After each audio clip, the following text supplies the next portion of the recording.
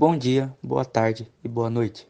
Eu sou Yuri dos Santos Sampaio, do segundo ano B, e estou aqui para apresentar nosso trabalho sobre as mulheres inventoras do século XX. Começaremos então falando sobre Mary Anderson, a inventora do limpador de para-brisa. Dirigir em dias de chuva ou neve só se tornou algo um pouco mais tranquilo depois da invenção da americana. A invenção foi registrada em 1903 e permitiu que o vidro fosse limpo por lâminas, que são ativadas por dentro do veículo.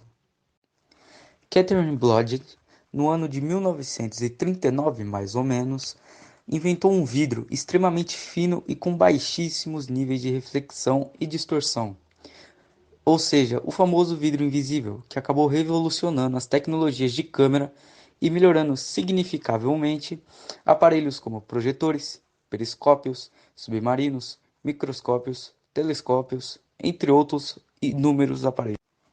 Em 1951, uma americana chamada Marian Donovan inventou um produto que revolucionou a vida de todas as nossas mamães queridas: a primeira fralda descartável. Ela usou uma fralda de pano e uniu ela a um forro de plástico, assim ajudando a vida de muitas mamãezinhas queridas por aí.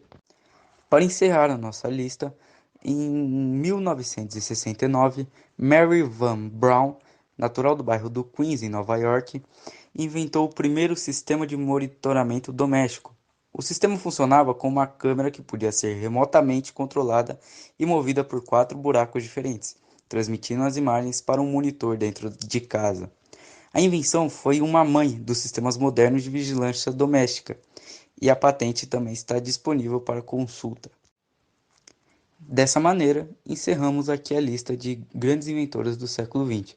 Espero que tenham gostado e nos vemos numa próxima. Bom, nós vamos falar sobre o século XX. Nós sabemos que as diferenças sexuais sempre foram valorizadas ao longo dos séculos pelos mais diferentes povos em todo o mundo.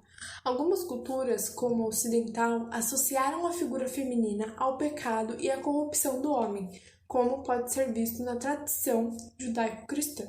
Da mesma forma, a figura feminina foi também associada à ideia de uma fragilidade maior que a colocasse em uma situação de total dependência da figura masculina, seja do pai, do irmão ou do marido, dando origem aos moldes de uma cultura patriarcalista e machista. Assim, esse modelo sugeria a tutela constante das mulheres ao longo de suas vidas pelos homens, antes e depois do matrimônio.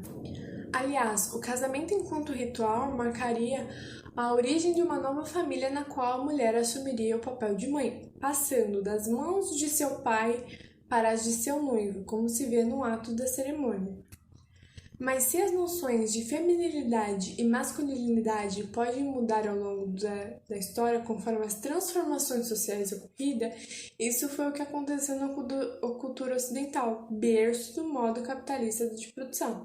Com o surgimento da sociedade industrial, a mulher assume uma posição como operária nas fábricas e indústrias, deixando o espaço doméstico como o único locus de seu trabalho diário. Se outrora a mulher deveria apenas servir ao marido e aos filhos nos afazeres domésticos, ou apenas se limitando às tarefas no campo, no caso das camponesas europeias. A Revolução Industrial traria uma nova realidade econômica que levaria ao trabalho junto às máquinas de tear. Obviamente, não foram poucos os problemas enfrentados pelas mulheres, principalmente ao se considerar o contexto hostil de um regime de trabalho exaustivo no início do processo da industrialização e formações dos grandes centros urbanos. Após um longo período de opressão e descriminalização, a passagem do século XIX para o XX ficou marcada pelo recrudescimento do movimento feminista, o qual ganharia voz e representatividade política mais tarde em todo o mundo na luta pelos direitos das mulheres, dentre eles o direito ao voto.